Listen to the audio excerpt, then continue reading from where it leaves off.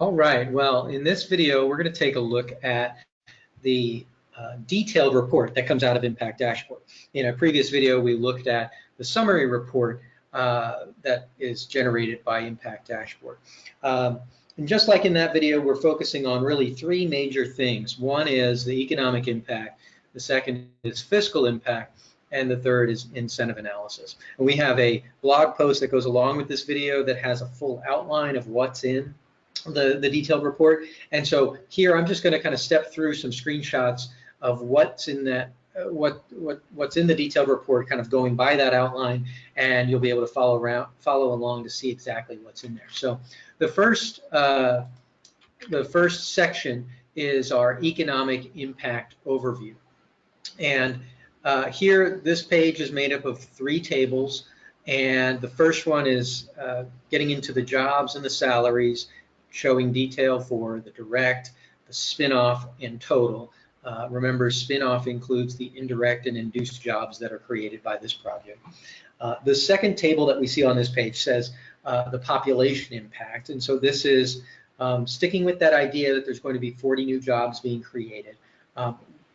Where are those workers coming from? So do we expect some of those jobs to be filled by people that move to the city? And if so, how many new residents does that mean? Will that result in any new residential property being constructed? And will there be new school students that attend the local school district?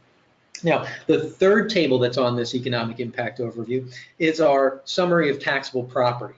And this shows information over the 10-year period. And it lets you understand some of the dynamics that are going on. The first column really is looking at residential property. So if there's new homes being constructed, that's kind of summarizing that. But really the next four columns, where we have land, buildings, FF&E, and inventories, that's where we want to focus most of our interest here. And we can see what's happening for the different types of property that this new business is adding over the 10-year period. And so this is a really helpful table to be able to think about, if you're trying to track back some of these calculations, this is what our property taxes are getting, our different individual property tax rates are getting applied to.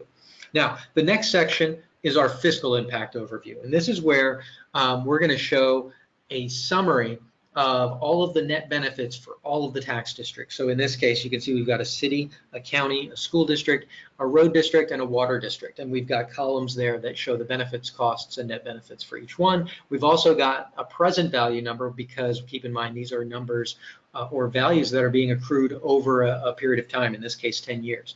So the city's net benefit we can see is shown as $424,000. We can see that also graphically across all of the districts there as well. Now, the next section that we have is where we want to get into our incentives, and this is what, as we call it here, public support. And this is showing us the value of the property tax abatement and the non-tax incentives that are being considered by each of the districts. And so we can see in total the entire essentially incentive package is about $539,000. In later tables, we're going to see more detail on both of these things, both of the fiscal impact as well as this public support. And that's what we're going to get into right now. So what we'll look at in our detailed report, we're going to go through each one of those tax districts. So we had the city, the county, the school district, and so forth. We're going to go into detail on each one. I'm just going to show you, for the purposes of this video, I'm just going to show you the city, but essentially all of this detail is in there for any district that you want to pull up. And that's why it ends up being about 15 pages long. But here, over the course of, I think, next 3 or so pages, we have the details for the city. So here, first, we go into the detail for the city's fiscal impact. And this is where we, again, that net benefit number of $424,000, we've seen that before. But now we get to see what are we talking about when we say benefits? And that, as you can see here, in this case, includes sales taxes, property taxes, and a number of other things. We're also calculating the costs that you can see there as well. We get down to that net benefit of $424,000. Now, something that's really useful here that isn't available really in any other place that this information appears is this kind of extra breakout where we can see how much of this net benefit is coming from the project versus the workers. So this is, if we look at the bottom line, we've got $415,000 of the net benefit comes from the project itself, from actions and revenues of the project itself, and then only about $8,000 coming from the workers. So that's essentially we make some assumptions about workers doing some things, and a small amount of the overall net benefit is a result of those assumptions and that worker impact.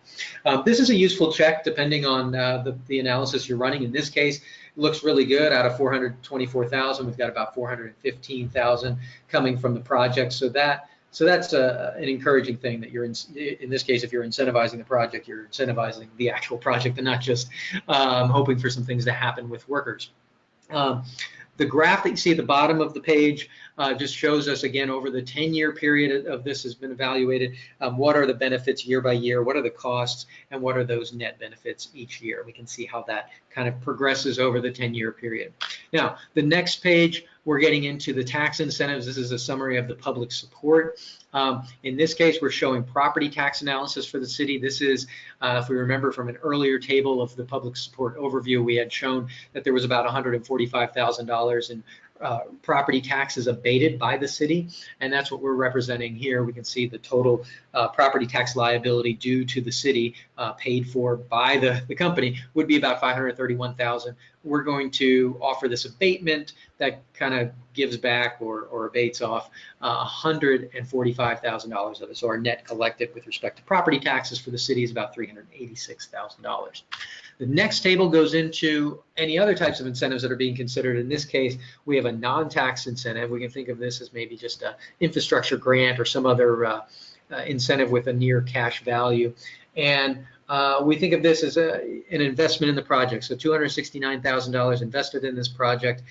Remember, this project is generating about $424,000 in net benefits for the city over the 10-year period. We can see the orange line representing those net benefits, the cumulative net benefits reaching up to $424,000 by year 10. And again, we compare this, we do an analysis to think of this as an investment, and we can see that a $269,000 incentive is going to generate a 5-year payback period and about a 15 or 16% average annual rate of return. Again, this has just been run through for the city. In a full report that you would get, the detailed report, you would see this same analysis in detail for the county, the school district, and any other of your local taxing districts. The next section, as we think about this, as we've outlined it, is our methodology section that gives some detail about how this analysis was run at a very high level.